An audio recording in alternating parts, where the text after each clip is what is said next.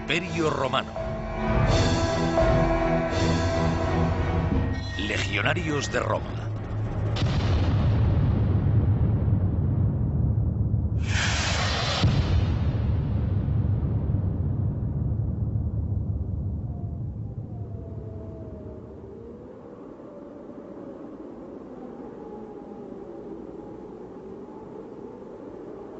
En la frontera entre Escocia e Inglaterra, los arqueólogos descubrieron la presencia de un recinto fortificado de madera.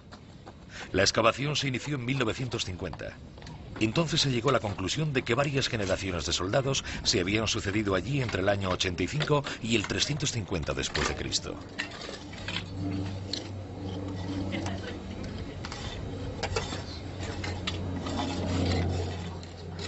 Un espeso manto de turba cubría dichos vestigios. En este magma compacto, totalmente desprovisto de oxígeno, la materia orgánica suele padecer en menor medida los efectos de la corrosión.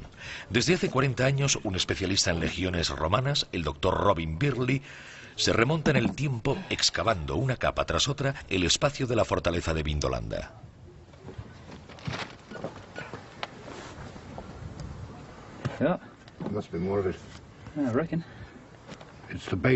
Es la base de una gran olla para cocinar. Bueno, realmente no fue empleada para cocinar, sino que se utilizó como recipiente para guardar algo. No fue expuesta al fuego, solo nos queda localizar los 30 o 40 trozos restantes.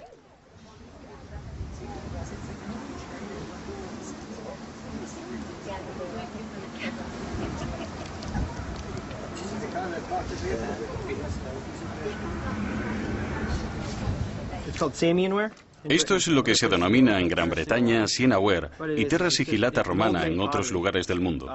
Son piezas de barro realizadas con moldes. La mayoría de estas piezas de cerámica encontradas en Vindolanda son originarias de La Gaufresec, una ciudad de Aveyron, en Francia. Eran importadas por los militares para ser usadas aquí en Vindolanda. ¿Disfrutaba el destacamento de una apacible vida en su destino de la frontera? ¿Cómo podemos averiguarlo? ¿Qué información nos proporcionan todos estos objetos? Las piezas de cerámica finamente decoradas debían adornar las mesas de los oficiales. Se supone que la tropa, entre las guardias y las maniobras, organizaba breves momentos de ocio practicando juegos de estrategia. Bajo el gobierno de Trajano, a finales del siglo I de la era cristiana, los romanos movieron peón en el tablero de un inmenso imperio. En 500 años, Roma fraguó un impresionante dispositivo militar. Primero, durante la época de la República, interviniendo cada vez que uno de sus aliados era atacado. Luego, durante el Imperio, en el que los soldados pasaron a ser verdaderos profesionales, miembros de un ejército entendido como oficio. Los reclutas podían ser movilizados en cualquier momento y se hallaban perfectamente entrenados. Estas legiones consiguieron derrotar a todos sus adversarios. Las tropas de Aníbal, los hoplitas griegos, los guerreros persas, dieron muestras de una tremenda eficacia. Allá donde iban les precedía su fama. Las legiones eran temidas en todos los países de la cuenca mediterránea.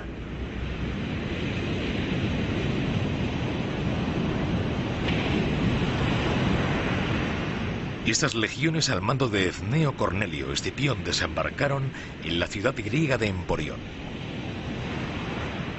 Es interesante ver la ubicación del asentamiento de Emporión al sur de la bahía de Rosas y también por las características que presentaba la ciudad en ese momento. Actualmente la topografía ha cambiado mucho de época antigua, pero en época antigua la ciudad griega de Emporión estaba formada por dos núcleos urbanos, el sector de la Palayápolis, el actual San Martí de Ampurias, que cerraba una pequeña bahía natural, y el sector de la Neápolis, que la cerraba por el sur, este puerto natural. Por tanto, la ciudad de Emporión presentaba unas características topográficas y unas infraestructuras portuarias que fueron importantes y fueron utilizadas para desembarcar este ejército en el año 218 a.C. A partir de este desembarco, Roma inicia la ofensiva contra el ejército cartaginés e instala el campamento militar de Tarraco. Durante el siglo I a.C. se fundaron muchas ciudades en Hispania. Una de las más importantes, Mérida.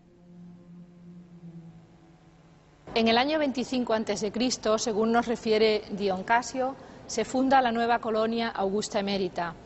La denominación emérita obedece a que su primer contingente colonial son estos veteranos de las legiones quinta y décima, quienes van a formar parte de esa inicial población de un nuevo territorio, el territorio lusitano, poco romanizado, un territorio que se va a incorporar al proceso político de Augusto en la península ibérica.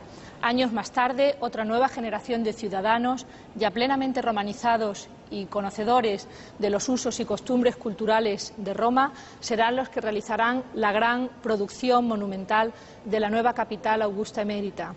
Capital que sin duda se aproximará a los esquemas metropolitanos, como se puede ver en los conjuntos del Foro, el Teatro y todos los recintos monumentales de la nueva colonia emeritense. La ubicación de la colonia augusta emérita está determinada por los dos ríos, el Guadiana y el Albarregas. La planta está rodeada por una gran muralla que se abría en 4 puertas de ingreso. Incorporaba en el interior las 2 vías principales, en torno a cuya intersección se encontraban los 2 recintos de espacios públicos, el Foro Colonial y el Foro Provincial.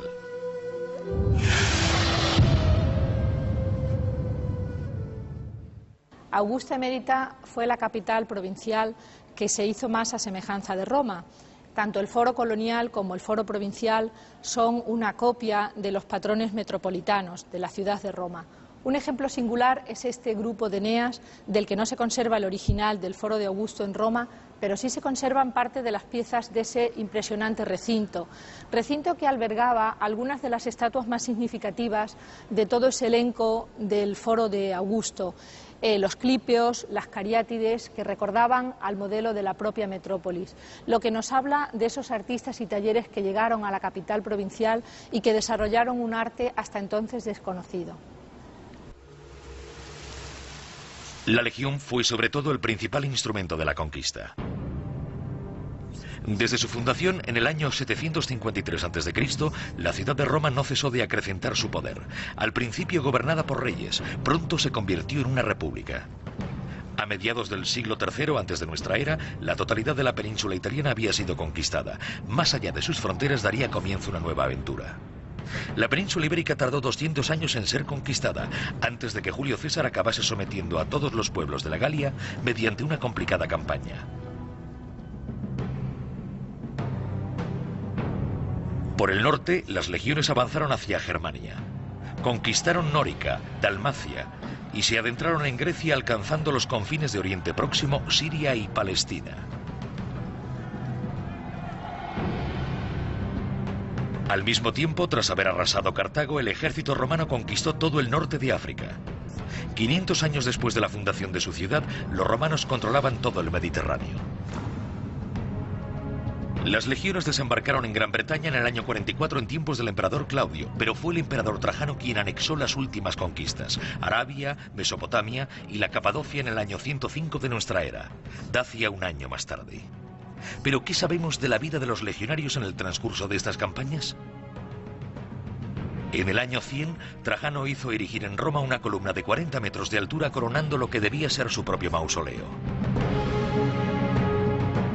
A lo largo de más o menos 200 metros, un bajorrelieve en espiral relataba la campaña del emperador en Dacia, la actual Rumanía. Toda la vida de las legiones se reflejaba en esta minuciosa historia de la que el arqueólogo Salomon Reinach analizó hasta la más insignificante de sus escenas. El bajorrelieve presenta a los legionarios mostrando hasta el más mínimo detalle, cascos, armaduras y resto del equipo.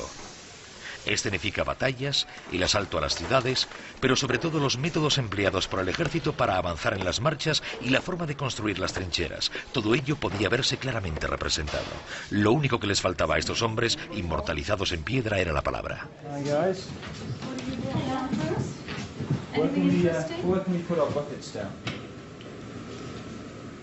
Los arqueólogos de Vindolanda extrajeron de la turba las pruebas que evidenciaban todo el potencial de las legiones de Roma. En este caso, este hueso del cráneo de un buey en concreto fue clavado en una estaca y utilizado como diana. Podemos observar unos orificios en él. Por supuesto, el animal ya estaba muerto antes de la práctica y por eso todos los agujeros son regulares. La cabeza no se cortó expresamente para ello. Al menos no había crueldad en este sentido. Pero ahora observen estos agujeros. Fueron realizados con puntas de jabalinas o algún arma semejante que perforaron la parte exterior de este cráneo. Si cogemos una punta de jabalina y la introducimos por aquí, podemos comprobar que el corte encaja perfectamente.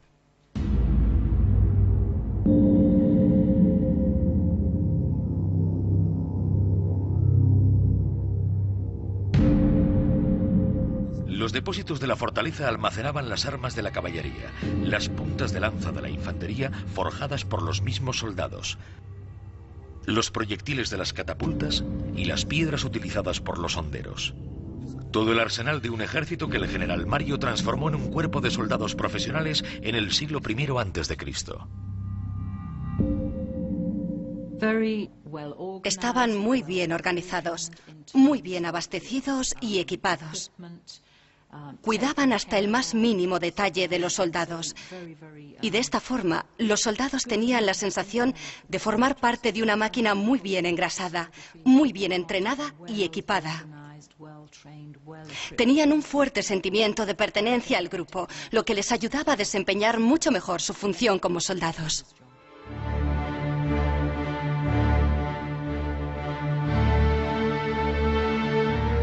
La fuerza de la legión se basaba en su conciencia de equipo. El grupo se apiñaba en torno al símbolo del imperio, el águila. Pero este poder residía también en la férrea disciplina impuesta a los reclutas. Los legionarios cumplían 25 años de servicio, no tenían derecho a casarse y tenían muy pocos o ningún entretenimiento. Los días transcurrían entre largas marchas bajo el peso de una armadura de 40 kilos. Cuando estaban atrincherados, se entrenaban. El legionario nacía y pasaba toda su vida empuñando el arma. A lo largo de toda su vida, repetía incansablemente las maniobras, acabando por interiorizar ciertas habilidades que hacían de la legión el cuerpo de armas más disciplinado de la antigüedad. Durante el tiempo que no estaba entrenando, el soldado limpiaba sus armas y su casco antes de que el centurión pasase revista. Si no estaban relucientes, era castigado. Una extenuante patrulla en el mejor de los casos, apaleamiento o latigazos en el peor de ellos. Si desertaba y era detenido, le esperaba la muerte. En los 4 puntos cardinales, las legiones impusieron lo romano por medio de las armas y la sangre, pero también transformando el paisaje, ya que en lo sucesivo habría que proteger este imperio en expansión, aumentando los kilómetros de frontera levantados frente a los bárbaros. Se construyeron numerosos recintos fortificados en los confines de este inmenso imperio.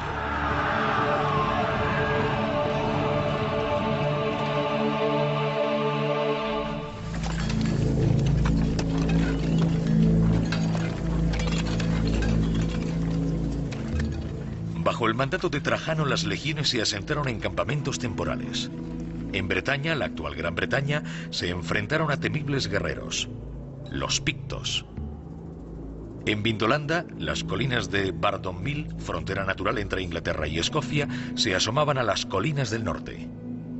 Aquí fue donde se consiguió detener la conquista. Fue aquí donde a principios del siglo II de nuestra era, con los emperadores de Trajano y Adriano, donde se jugó gran parte de la suerte del imperio. ¿Cuáles eran entonces los puntos débiles de las legiones? La excavación de la fortaleza de Vindolanda permitió dar con las piezas maestras que desvelaban tal misterio.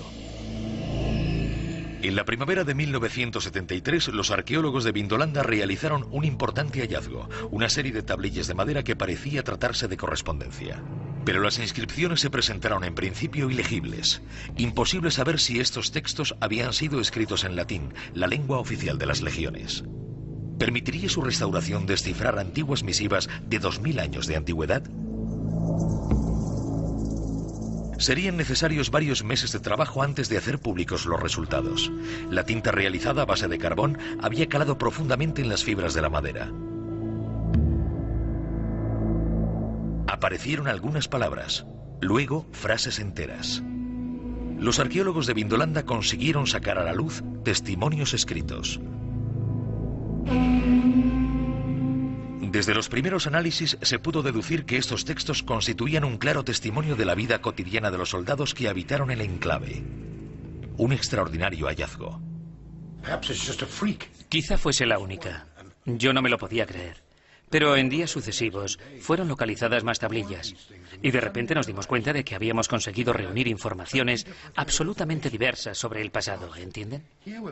Estas gentes nos contaban aquí lo que hacían en su día a día. Y eso normalmente no suele suceder en arqueología. Desde 1973 y hasta el día de hoy se han exhumado más de 1000 tablillas. Los arqueólogos las encontraron en el mismo lugar, en un foso a los pies de la muralla. Según ellos, esto constituye la base de un primer misterio. ¿Cómo acabaron allí?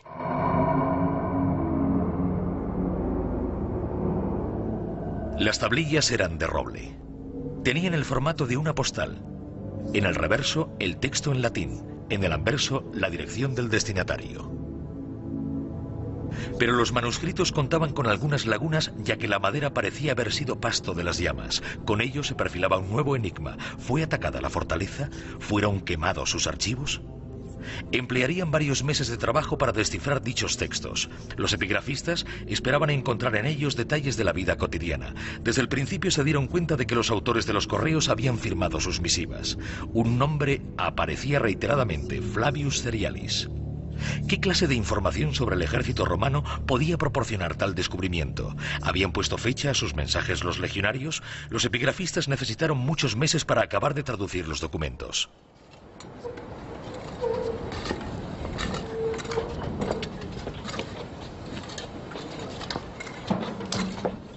Estos testimonios escritos permitieron a los arqueólogos comprender mejor el entramado de muros que estaban excavando. Por este lado tenemos un tipo de construcción muy diferente. No puede verse demasiado bien, pero se trata de una serie de habitaciones pequeñas, realmente pequeñas, algo así como 2 metros por 3, lo que no suele ser habitual en un recinto fortificado romano. Seguramente era la zona del hospital. Excavamos la mayor parte de la zona central y sabemos que este tipo de fortificaciones albergaba a unos 1000 hombres. Esto hacía imprescindible la presencia de un hospital. Tenemos más información al respecto, ya que una de las tablillas encontradas indicaba que el tribuno había enviado a grupos de soldados para construir el hospital, y otra de las tablillas hacía referencia a algunos médicos, recetas y demás.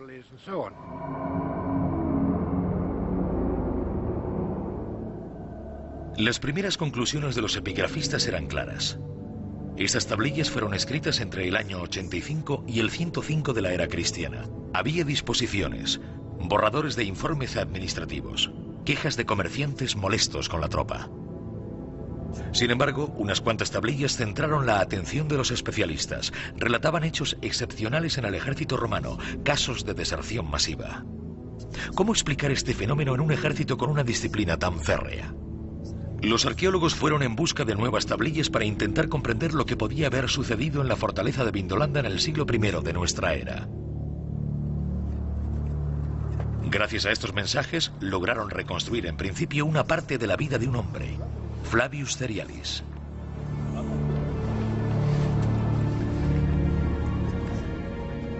Flavius Cerialis era tribuno. Se hallaba al mando del campamento de Vindolanda. Le escribía al gobernador de la provincia y a algunos de sus oficiales y recibía por parte de estos las correspondientes respuestas. El tribuno Cerialis dirigía 480 hombres. Los soldados de la 9ª cohorte Pátava, una unidad de refuerzo con origen en los Países Bajos. El destacamento del campamento de Vindolanda estaba formado por una unidad de infantería y otra de caballería reclutadas en la desembocadura del Rin. Se trataba de una unidad de refuerzo cuyos soldados se convertirían en ciudadanos romanos al cumplir los 25 años de servicio. Flavius Cerialis también era bátavo y su familia había adquirido la ciudadanía romana bajo el gobierno de Vespasiano en el año 70 de nuestra era. Sus padres permanecieron fieles a Roma en el momento de las revueltas que teñieron de sangre aquella provincia. La 9ª cohorte había construido un recinto fortificado de madera en la explanada de Vindolanda. Defendía la frontera norte, sofocando los asaltos de los temibles guerreros pictos, de cuya infantería y caballería recelaba Cerialis.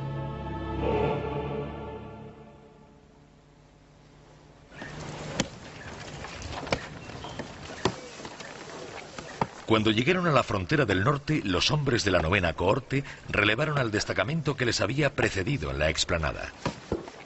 Como buenos legionarios, arrasaron con la antigua fortificación para construir la suya, más sólida y mejor adaptada a sus necesidades.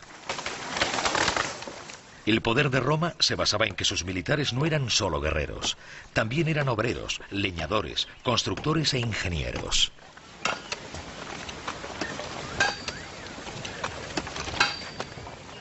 Los soldados de Vindolanda eran como hormigas. Cortaban cientos de árboles, cavaban y se atrincheraban cada vez que paraban. En ocasiones arrasaban bosques enteros para maniobrar a su antojo.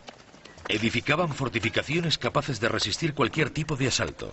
Una legión de unos 6.000 hombres necesitaba de un par de horas para levantar una plaza fortificada rodeada de un alto cerco y un foso de 2 metros de profundidad.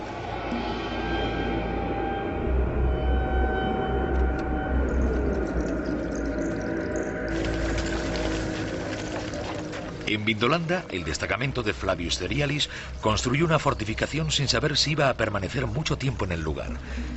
Quizás al día siguiente, estos hombres recibiesen órdenes para adentrarse en territorio enemigo. Bajo el imperio de Trajano, a finales del siglo I, 28 legiones, 150.000 hombres, velaban por la seguridad del imperio. Eran ciudadanos romanos, pero la defensa de las fronteras requería cada vez un mayor número de hombres.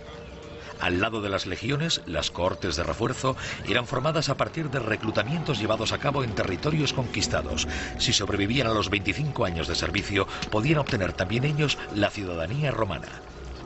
Serían propietarios de una pequeña porción de terreno. Era a lo que aspiraban los hombres de la 9ª cohorte. Para ellos, la colina de Vindolanda se encontraba en el fin del mundo. Emplearon varias semanas para venir desde la Galia. Algunos llegaron enfermos, víctimas de una conjuntivitis que los debilitaba. Otros habían caído en emboscadas. Flavius Cerialis hacía recuento de sus muertos. A su llegada, los pictos lanzaron su caballería ligera con fuerza y contundencia y se adentraron en las colinas. En los primeros días los soldados debían sobrevivir a base de hurtos. Lo que necesitaban para vivir lo robaban en los poblados enemigos de los alrededores. Lo suficiente como para instalar el campamento y echar raíces en esta húmeda tierra. En cada una de estas racias intentaban hacerse con paja seca para alcanzar uno de los pocos placeres que podía permitirse el legionario: fabricarse un buen lecho.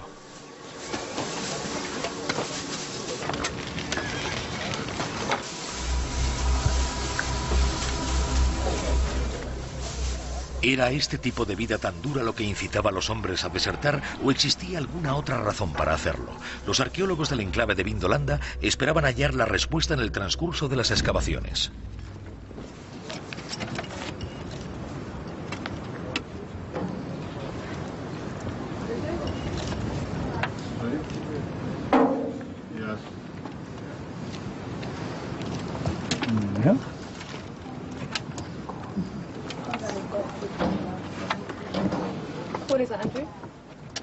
Un nuevo trozo de tienda.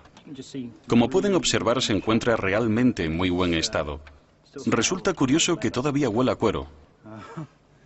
Incluso mantiene su flexibilidad.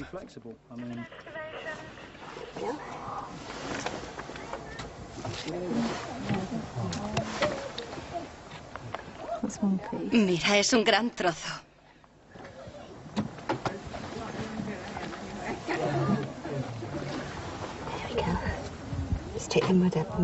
Vamos, por favor, ayudadme a quitar la tierra.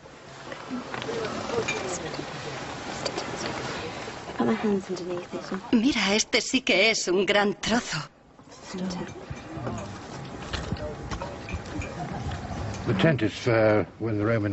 La tienda era utilizada por el ejército romano durante las campañas militares, lo que implicaba la mayor parte del verano. Cada grupo de 8 hombres contaba con una mula que transportaba la tienda. Ellos, por su parte, cargaban con los utensilios de cocina, armas y armaduras.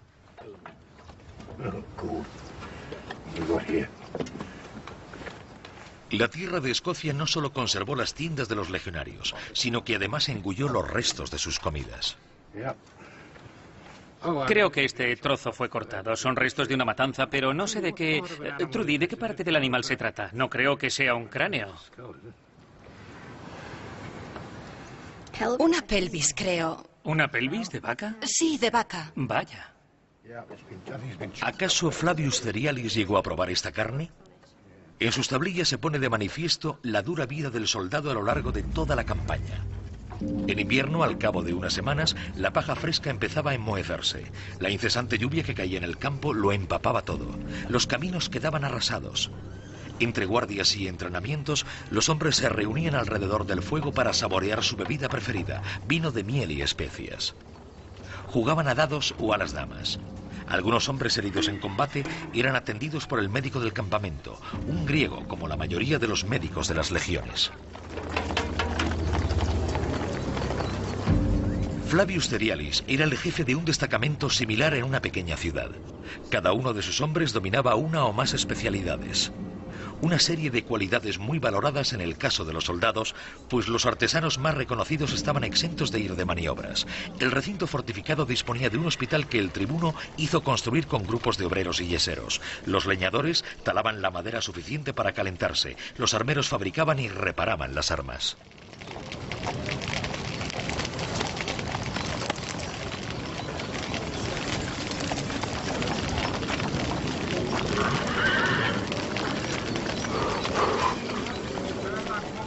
Los hombres esperaban la llegada del buen tiempo para recaudar los impuestos en los condados circundantes o comerciar con los pueblos vecinos.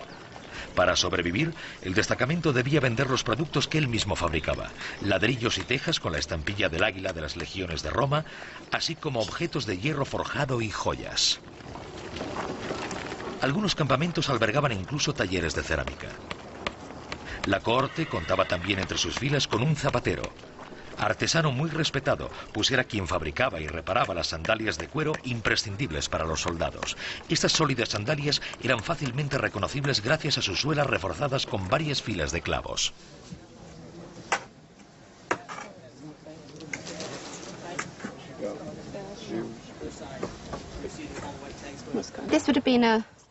Se trata de un zapato de soldado. Podemos observar los clavos bajo la suela que protegían el calzado durante las marchas. Top part that would go up. It's a full boot. Needle there underneath. Has it got studs on the bottom, or is it not that kind of a? I think it's more of a. It might have studs on the bottom. You see, I don't want to lift it up too much because of the. You see the. It's an actual boot. This. Podemos ver que se trata de un zapato de cuero y está realizado en una sola pieza. Se pueden apreciar estos agujeros, estos anchos agujeros para los cordones. Los más pequeños están hechos simplemente como decoración. Probablemente debían usar una especie de calcetines. Es realmente estimulante y se trata probablemente de uno de los mejores descubrimientos que hayamos podido realizar. Es realmente fantástico. Observen, está muy bien conservado. Es maravilloso encontrar esto.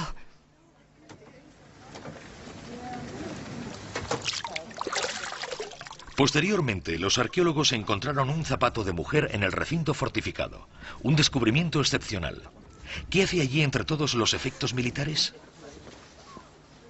Muy bonito. Realmente precioso. Sí, estaba por allí. Sí, se encontraba por allí. Colóquelo en una bolsa con un poco de agua. Es realmente fantástico. Otra vez zapatos de mujer. Sí, zapatos de mujer. Y en un campamento de soldados. Además de los zapatos de mujer, el equipo localizó zapatillas de bebé dentro del recinto amurallado. Una nueva excavación extrajo de la tierra una espada de madera. Al principio se creía que se trataba de un arma falsa usada para los entrenamientos, pero era demasiado pequeña para haber sido manejada por un adulto. Se trataba en realidad de un juguete. Estos descubrimientos demostraban que vivieron mujeres y niños en el interior de la fortaleza de Vindolanda, a pesar de que los legionarios tuviesen prohibido casarse. Era difícil de creer, antes de que los arqueólogos realizasen nuevas deducciones, pero las legiones ubicadas en Gran Bretaña se habían instalado por un largo periodo de tiempo. A lo largo de los 20 últimos años, los arqueólogos han realizado un nuevo descubrimiento en relación al plano del recinto fortificado y sus alrededores. Al excavar sus trincheras, sacaron a la luz un entramado de estructuras. La madera y la piedra se encontraban superpuestas con algunos años de diferencia y siguiendo un esquema diferente. No hubo en la explanada de Vindolanda una única fortificación como se había pensado durante mucho tiempo, sino una serie de edificios distintos. Los primeros recintos fortificados fueron construidos con madera. Eran simples estructuras temporales. El ejército romano se hallaba sujeto por aquel entonces a mucha movilidad y cada corte construía sus propias fortificaciones. Pero a principios del siglo I fue construida una fortaleza de piedra. Las legiones se asentaron permanentemente en la frontera.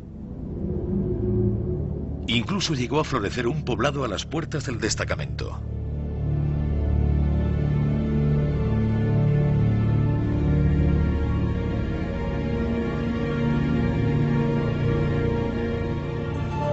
La fortaleza de piedra atrajo a poblaciones vecinas que conseguían obtener cierto beneficio económico. Un nuevo poblado vio la luz. Seguramente los jóvenes de la novena corte debieron encontrarse allí con jovencitas que se convertirían en sus compañeras, a pesar del estricto reglamento de las legiones. Este pueblo albergaba a comerciantes, familiares de soldados y zonas de ocio. Una de estas zonas se convirtió en uno de los principales símbolos del mundo romano, los baños. Este edificio, compuesto por dos salas abovedadas paralelas y por una piscina con forma de media luna, era construido normalmente a las afueras del asentamiento.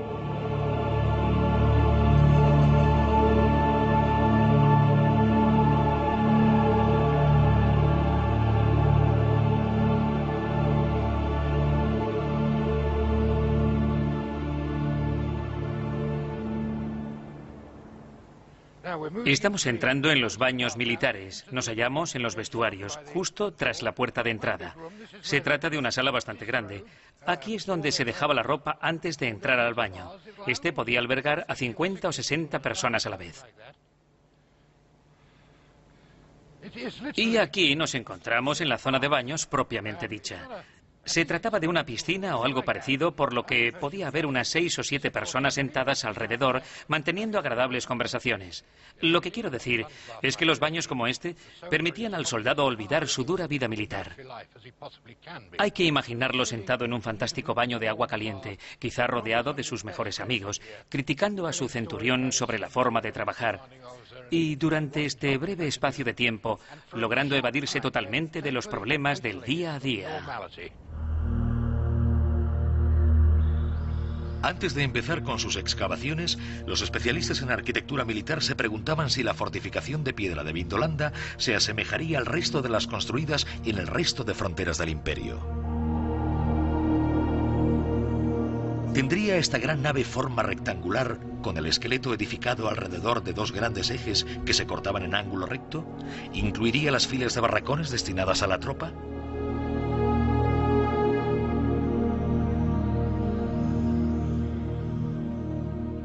Los arqueólogos suponían que la tradición militar prevalecería y que encontrarían el Praetorium, cuartel general, cuyo corazón estaba formado por la sala de los estandartes, un santuario dedicado al culto imperial y a la salvaguardia del tesoro del destacamento.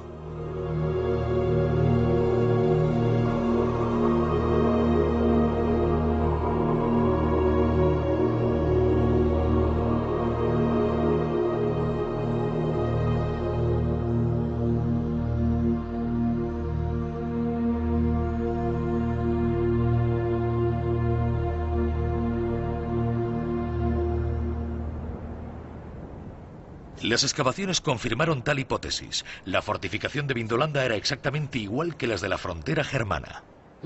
Aquí tenemos el edificio del cuartel general, el más importante del recinto fortificado. Cuando bajamos aquí podemos apreciar a mano derecha uno de los numerosos depósitos del recinto. Aquí es donde se debían custodiar las armas, las lanzas de caballería, espadas, jabalinas y dagas, pero también las ropas y las armaduras. El ejército romano usaba muchos tipos diferentes de atuendos. Y ahora pasemos al lugar más importante. Se trata del bloque de los oficiales y en su interior, en el centro, tenemos la capilla de las insignias. En esta pieza, en esta capilla de las insignias, podemos imaginar una estatua del emperador en el centro. Quizá aquí en medio. Observen, donde la piedra está tallada. La estatua debía erigirse en este punto. Y a un lado se situarían insignias del regimiento, los símbolos del regimiento. Detrás, una pequeña habitación en la que era custodiado el tesoro de la fortificación. Este edificio era realmente el corazón del recinto fortificado, el edificio más importante de todos y, por alguna razón, siempre orientado en función de la ubicación del enemigo. En este caso en concreto, fue construido en la cara norte.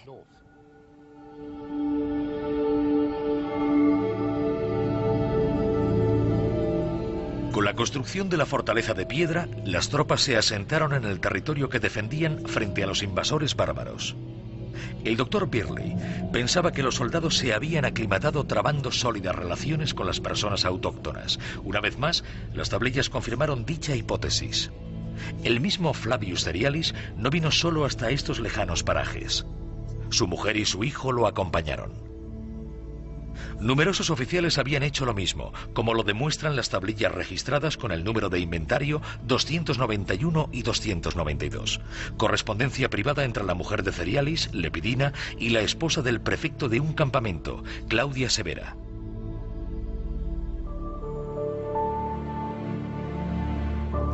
Saludos de Claudia Severa a su querida Lepidina. El tercer día de los idus de septiembre, hermana mía, desearía sinceramente que pudieses venir a visitarnos para mi cumpleaños. Con tu presencia me harás ese día muy agradable. Saluda a tu querido Cerialis. Mi Aelius y mi hijo pequeño te saludan. Cuento contigo, hermana mía. Cuídate, hermana mía, querida alma mía. Así también yo seré feliz. Saludos. Querida Claudia, como te prometí, pedí permiso a Cerialis para ir a verte y me dijo que ya lo sabía y que os visitaremos juntos. Recibirás otra misiva indicándote cómo y cuándo nos veremos. Besos a tu Aelius de mi parte, hermana lejana, mi alma gemela. Ningún texto mejor que las tablillas de Vindolanda pusieron en evidencia los cambios de costumbres en el ejército romano. Los reclutas de las tropas de refuerzo afrentaron una regla fundamental de la legión: fundaron familias en su asentamiento. Con ello podemos llegar a comprender por qué desertaron tantos hombres. Podemos imaginar por qué los soldados desertaban. Muchos de ellos debían convivir con alguna joven del pueblo. De tal manera que cuando fueron enviados a Dacia, la única solución mientras no transcurriesen los 25 años era desertar, escapar huyendo a través de las colinas durante varias semanas a la espera de que el regimiento se marchase y así regresar para vivir tranquilos.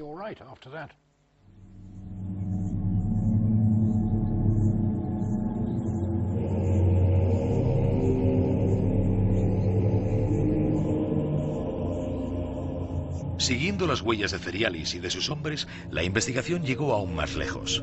Los arqueólogos reconstruyeron la cadena de acontecimientos que hicieron que las tablillas llegasen hasta nosotros. Analizando la zona de extracción, descubrieron que las tablillas formaban un bloque compacto. Las mejor conservadas se hallaban en el corazón de dicho bloque. Las de la superficie habían sido pasto de las llamas e incluso algunas de ellas se encontraban prácticamente reducidas a ceniza. Intentaron reconstruir las circunstancias particulares de la escena que probablemente tuvo lugar hace unos 2000 años en el recinto fortificado de Vindolanda.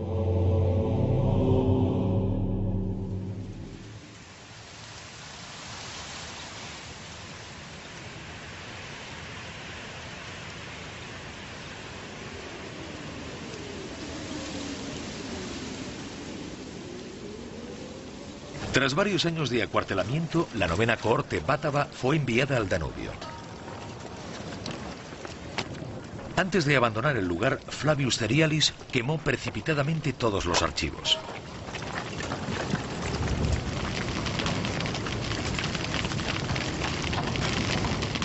Pero ese día llovió y la tormenta apagó las llamas. Cuando lanzó la hoguera los archivos del campamento, ¿era Cerialis consciente de lo que le esperaba? Dichosos aquellos de sus hombres que decidieron desertar.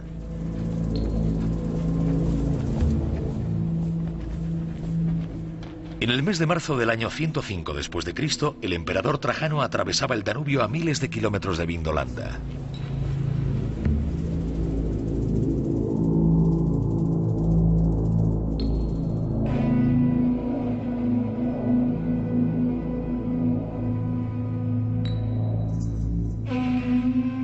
Antes de lanzar una gran expedición hacia el este y Mesopotamia, Trajano invadió Dacia, la actual Rumanía.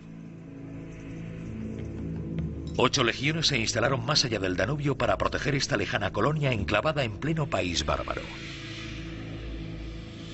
Pero, ¿qué pretendía hacer Trajano a orillas del Danubio, a miles de kilómetros de Roma?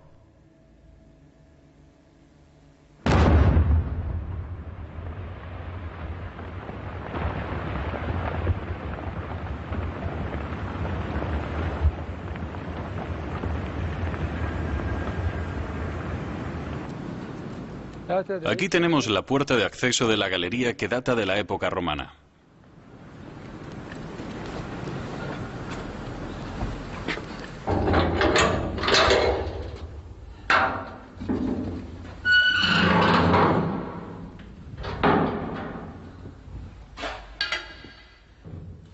La galería romana se halla debajo de estos 157 escalones, a una profundidad de unos 100 metros.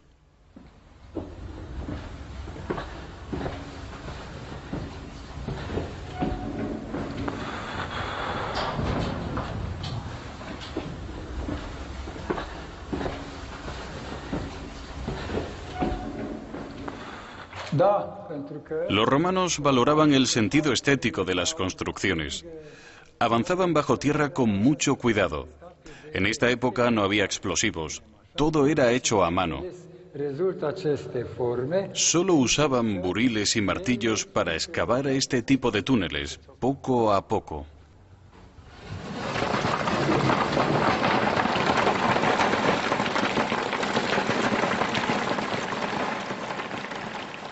Aún hoy en día podemos encontrar oro en las entrañas de esta tierra.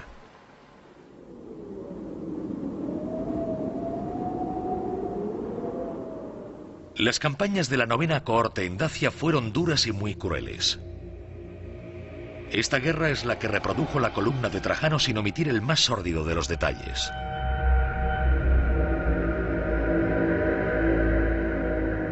Las legiones se enfrentaron a las caballerías sármatas avanzando violentamente con su infantería como si de una devastadora ola de acero se tratase.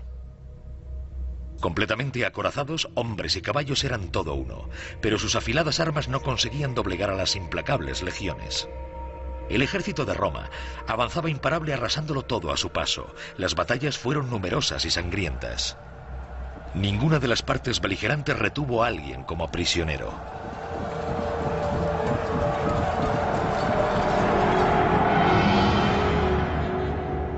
En este conflicto, como en toda guerra, fue la población civil la que más sufrió. Las mujeres, ancianos y niños, cuando no eran masacrados, eran deportados. Va victis, ay de los vencidos. La huella de Flavius Cerialis y de la 9ª cohorte bátava se pierde en Dacia. Trajano, extenuado, murió en el año 117, al regreso de su última campaña a orillas del Éufrates.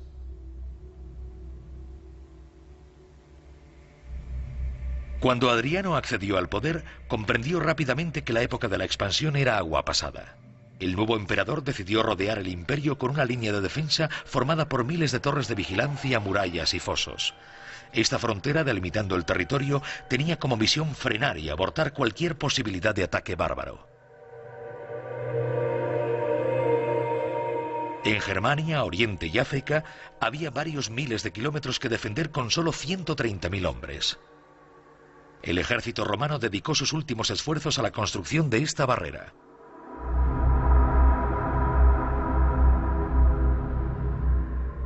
También en Gran Bretaña los legionarios se protegieron tras este aparente dique.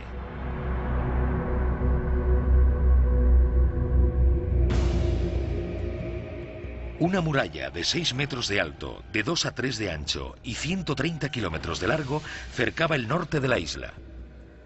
Un profundo foso bordeaba esta obra.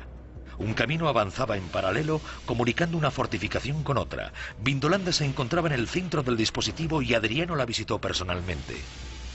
Iniciados en el año 122, los trabajos finalizaron 5 años más tarde. Un gran número de unidades participaron en la edificación de esta ingente obra.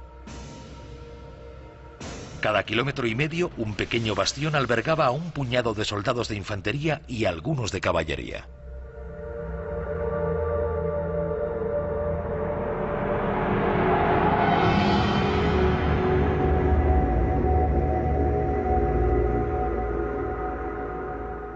Pero la protección del imperio empezaba a salir cara, muy cara.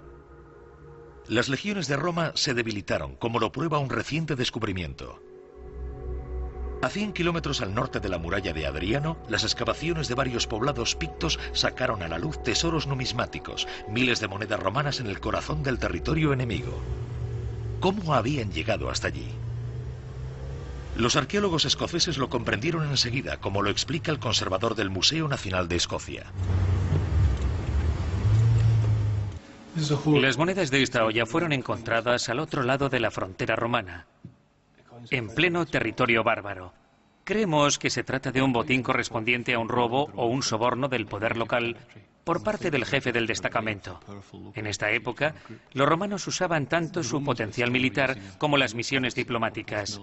Y cuando el ejército no era suficiente, el soborno podía ser de gran utilidad.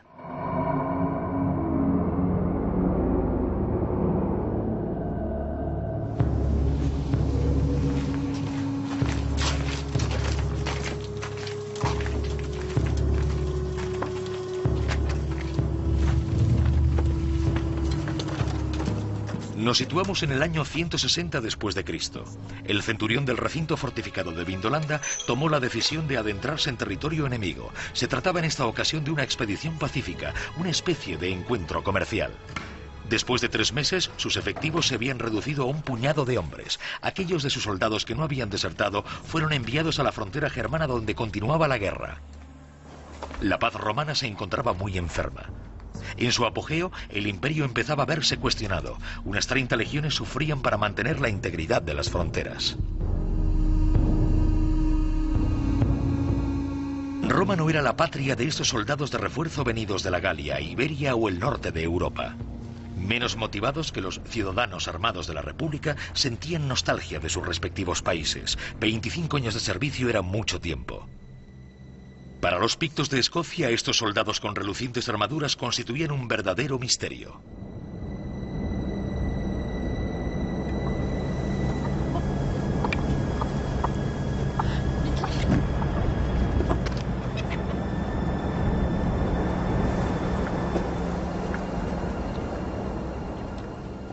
El mantenimiento de las tropas en la frontera tuvo nuevas consecuencias. Los encuentros culturales se multiplicaron, facilitando una cierta forma de mestizaje. Todavía anclados en la Edad de Hierro, los pictos tenían mucho que aprender de estos hombres venidos del este, pero también ellos tenían mucho que enseñar. Se estaba gestando un nuevo mundo.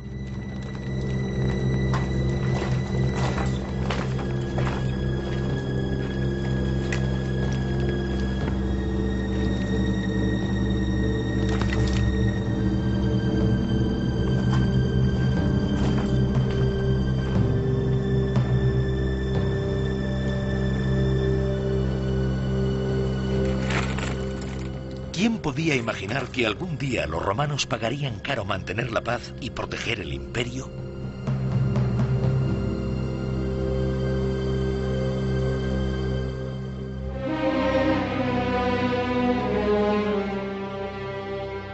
¿Tan inocentes eran los romanos? Si se atrincheraron en su territorio era porque ya no podían seguir asumiendo la expansión. En poco tiempo el imperio se convertiría en un campo de batalla. En Vindolanda, destacamentos enteros luchaban por defender la fortificación. Solo había transcurrido un siglo en las colinas escocesas desde la 9ª cohorte y Flavius Cerialis. Muy pronto los pictos harían acto de presencia para robar las piedras de las torres de vigilancia y construir con ellas sus casas. Más allá de los límites de esta muralla, los pueblos del norte soñaban con las riquezas de Roma. En Oriente Próximo las provincias se segregaron. Las ciudades se rodearon de murallas, pero el imperio era asediado por todas partes. Los emperadores estaban agotados, intentando defender todos los frentes abiertos y en ocasiones siendo traicionados por el mismo ejército que aupaba y destronaba a los soberanos. La defensa de este inmenso territorio iba consumiendo a la civilización romana. El poder levanta pasiones y los alzamientos eran cada vez más numerosos. Muy pronto las mismas legiones se mostraron incapaces de contener las oleadas bárbaras que asolaban los campos.